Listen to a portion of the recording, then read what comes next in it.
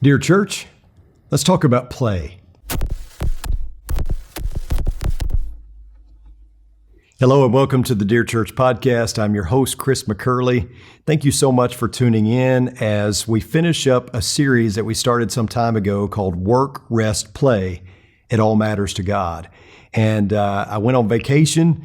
I did some other things and had some other guests on the podcast, so I wasn't able to finish this series, but we are finishing it up today. We've talked about work, we've talked about rest, and this morning or this afternoon, depending on when you're tuning in, we're talking about play.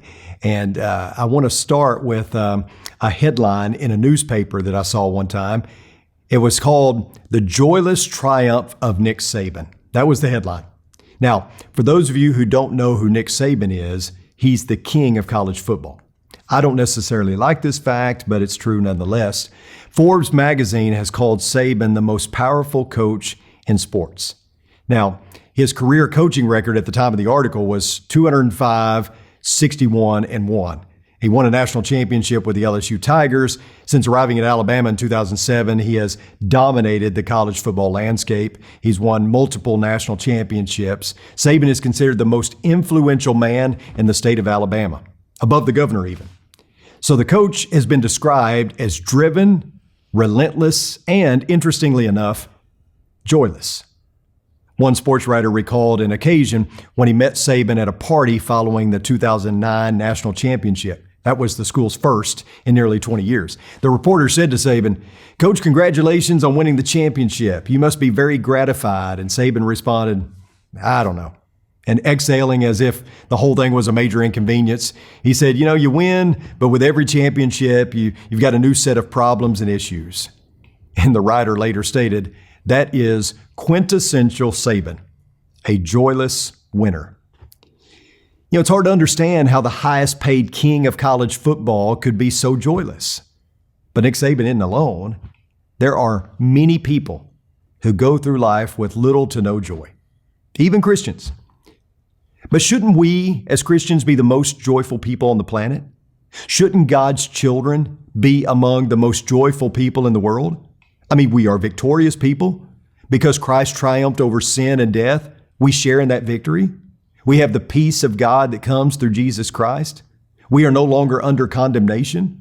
We're the winners. And yet all too often we are joyless winners. And why is that?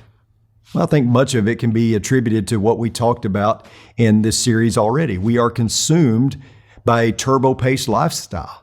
We are hurry sick, and it's swamping us with anxiety and stress to the point that we resist rest and relaxation. If we do slow down and take a break, we often feel guilty and cannot completely relax. We break out the laptop while on vacation, or we continue to answer emails and phone calls because we just can't seem to turn loose of work. Now, add to all this the fact that Christians have often been sold on the message that leisure and entertainment are where the devil does his best work. If you've grown up in the church, chances are you've heard a message or two about how devilish entertainment is. Rock and roll music is satanic. Video games are ruining our young people. There's nothing good on television. Movies are destructive to our soul. Going to the beach will cause you to lust. You don't go to a Rangers game because they sell beer. Don't go to a buffet for dinner because it promotes gluttony, and on and on. We can find a problem with every form of entertainment. And if we're not careful, we send the message that the only worthwhile use of your time is to spend it praying and studying your Bible. In fact, throughout the centuries, some religious folks have taught something very similar.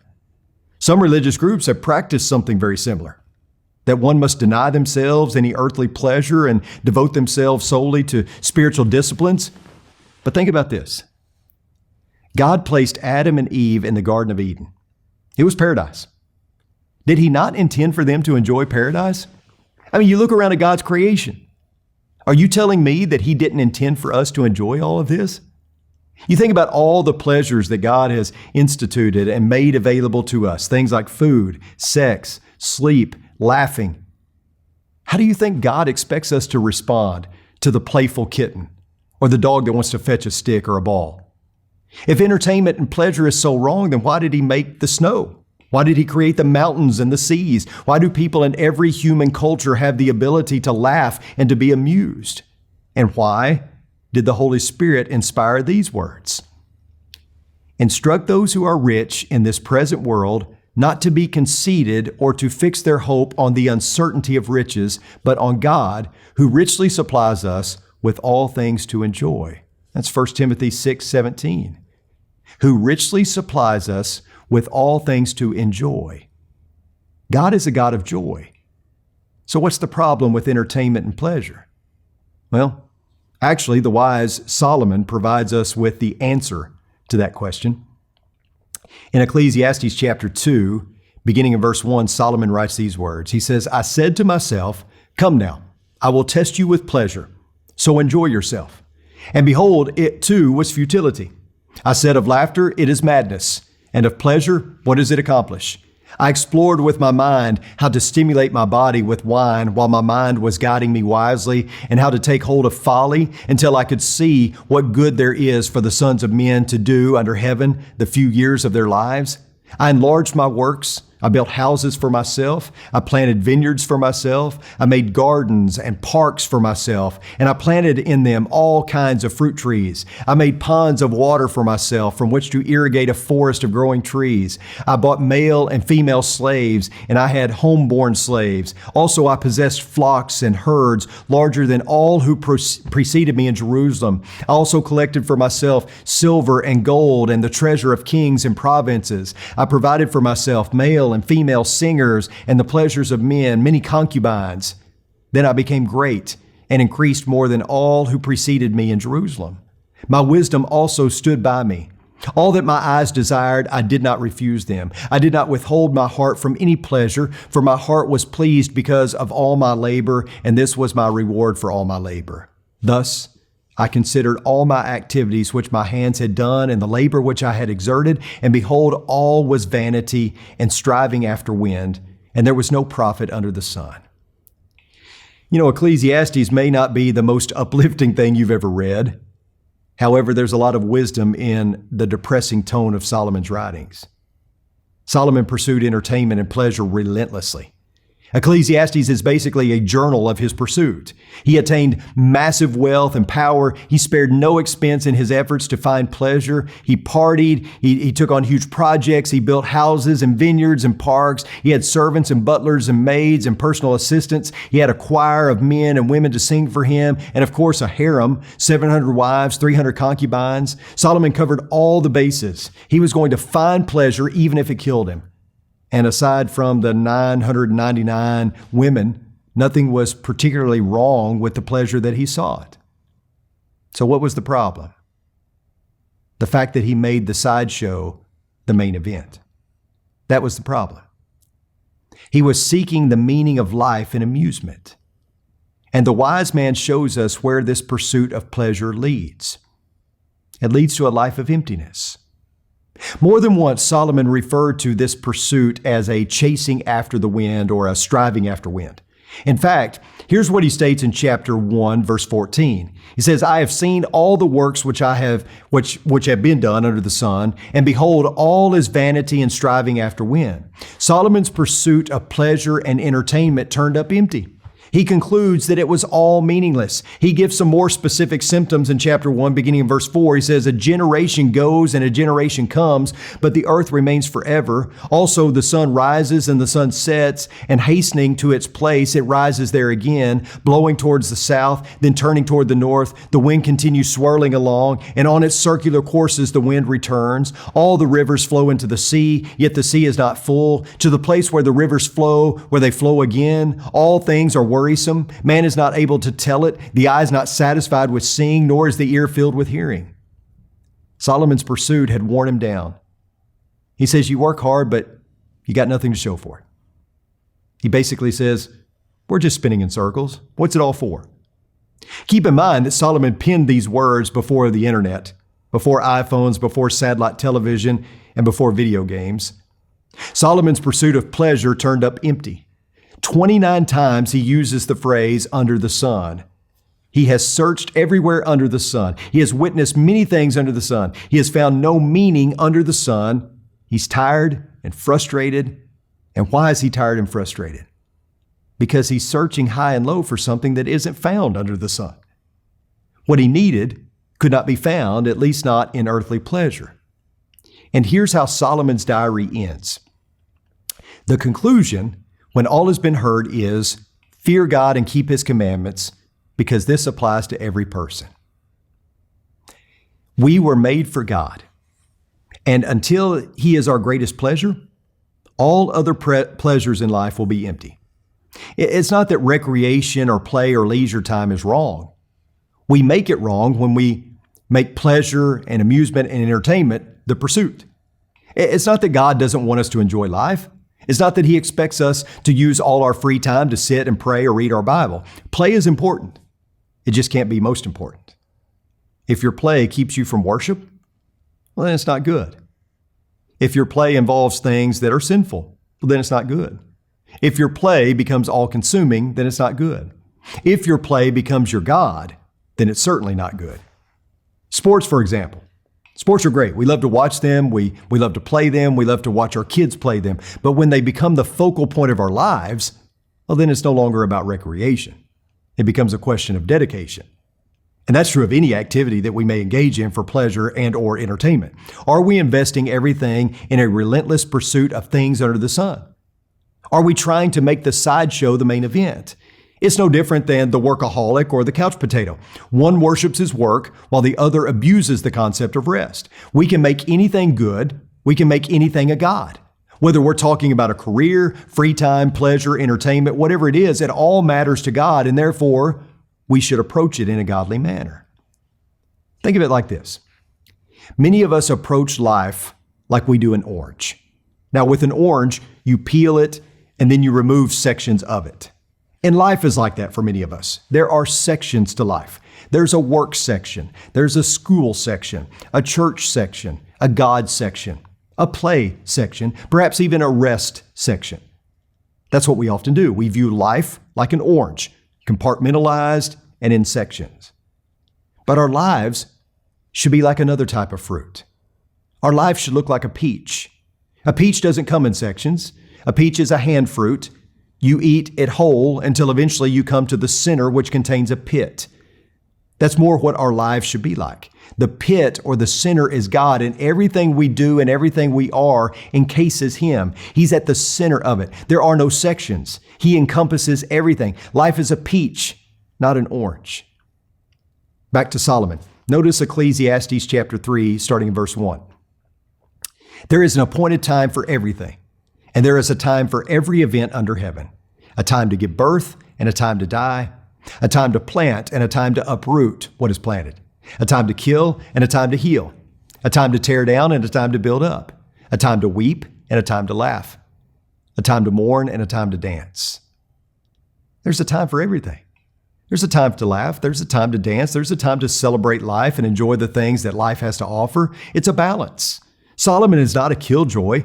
He didn't do a 180 and decide that because he messed up royally, then pleasure is a bad thing. No, Solomon recognizes that life should be enjoyed. However, it must be enjoyed in the context of God. Notice verses 12 and 13. He says, I know that there is nothing better for them than to rejoice and to do good in one's lifetime. Moreover, that every man who eats and drinks sees good in all his labor. It is the gift of God.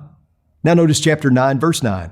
He writes, enjoy life with the woman whom you love all the days of your fleeting life, which He has given to you under the sun, for this is your reward in life and in your toil in which you have labored under the sun. It's not that we can't enjoy life. In fact, the wise Solomon says that we should. And I have no doubt that Solomon enjoyed life.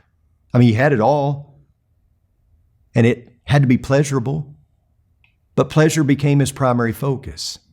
He worshiped pleasure rather than worshiping the God of pleasure. There's a good book called Gods at War. It's written by Kyle Idleman.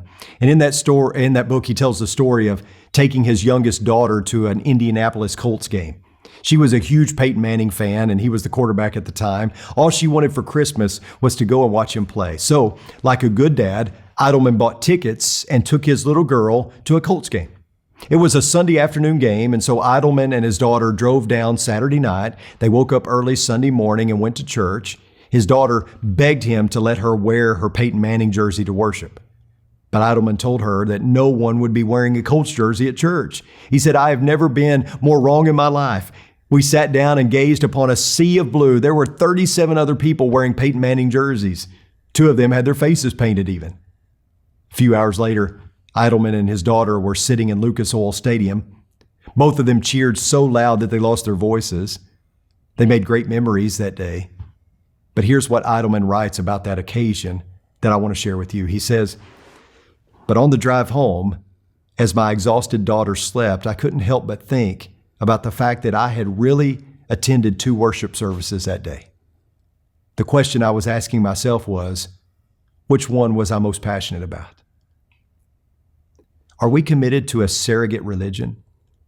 Are we polytheistic, yet don't even realize it? Does God have competition for first place in your life? God has given us many wonderful things in this life to enjoy, whether it be children, the ski slopes covered in snow, or the ocean to sail on, or the mountains to climb, or trails to hike, or sunsets to view. God's handiwork has provided us with an array of options for us to find pleasure in, but He's still the only one worthy of worship. We enjoy God's blessings, but we worship the one who blessed us. You ever play Monopoly? If so, you know that the goal is to end the game with the most money. So you buy railroads, you buy properties, you place hotels on those properties, you pass go and you collect $200. Everyone has fun, right? The game ends and all the hotels and all the houses and the cards and colorful money, all of it goes back into the box. Solomon played a real-life game of Monopoly, and he won. He built an empire that was anything but plastic. He built the temple. He built parks and vineyards. He collected gold and silver and treasures.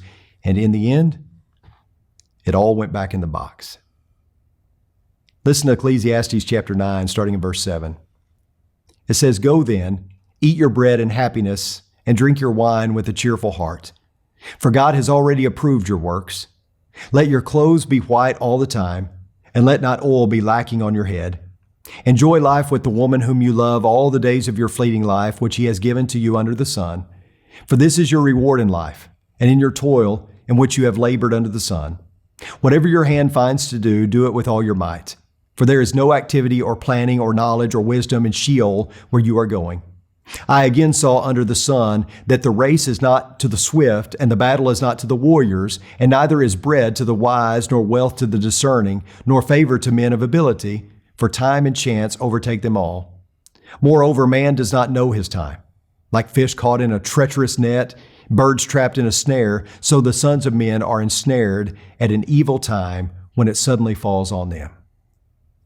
Solomon begins this section of his journal by pointing out that death is imminent. Man's days are numbered, and none of us are getting out of here alive. Because life is uncertain, we need to make the most of it. Solomon says, "Go then, eat your bread in happiness, and drink your wine with a cheerful heart, for God has already approved your works." What he's saying is, enjoy what God has blessed you with. Celebrate life with others. The statement, "God has already approved your works," means that it's God's will for you. In other words, it's not sinful to take pleasure in what God has given us, so long as taking pleasure doesn't lead to sin. Solomon also writes, "Let your clothes be white all the time, and let not oil be lacking on your head." You know, in the Old Testament, births, weddings, and festivals were occasions that required individuals to dress up and smell nice. White clothes and oil were a sign of rejoicing. Oil on your head is the ancient equivalent of deodorant or perfume or cologne. Solomon is saying, dress up every day as if you're celebrating. He goes on to say, enjoy life with the woman whom you love. Solomon had many honeys and many honeymoons, all to the demise of his kingdom, of course. Now it seems he wishes he had lavished all of his love on one wife. A man who had 1,000 women now speaks in the singular instead of the plural. In essence, Solomon is saying life is short. You're going to die. So don't waste your life seeking pleasure from many women. Find one and give your heart to her. And finally, Solomon says, whatever your hand finds to do, do it with all your might. We only have one life to make a contribution. Our time to work, rest, and play will come to a screeching halt at death. Live for God now. Let your work, your rest, and your play be God-focused. In essence, Solomon is saying, you only get one shot at this. Enjoy life. But above all else, live a life that matters to God. None of the earthly pleasures that seem so appealing will ever scratch your itch deep enough. And I love what Solomon says in Ecclesiastes chapter 6, verse 7. He says, all a man's labor is for his mouth, and yet the appetite is not satisfied. You ever eat a really good meal? Maybe it was a big, thick, juicy steak. Perhaps it was the best meal you've ever eaten. But no matter how good that steak was, you're hungry again the next day. Hunger is like that. There's a curious repetition to it. And it's that way with anything in life. Investing in the stuff of this world will never satisfy. There will always be a hunger for more. And at the end of the day, it all goes back in the box.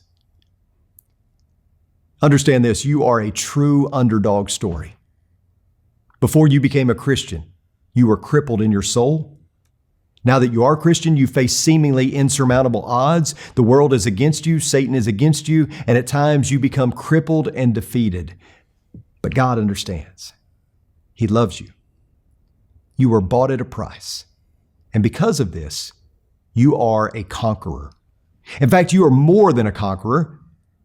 And you have the assurance that neither death, nor life, nor angels, nor principalities, nor things present, nor things to come, nor powers, nor height, nor depth, or any other created thing will be able to separate you from the love of God, which is in Christ Jesus our Lord.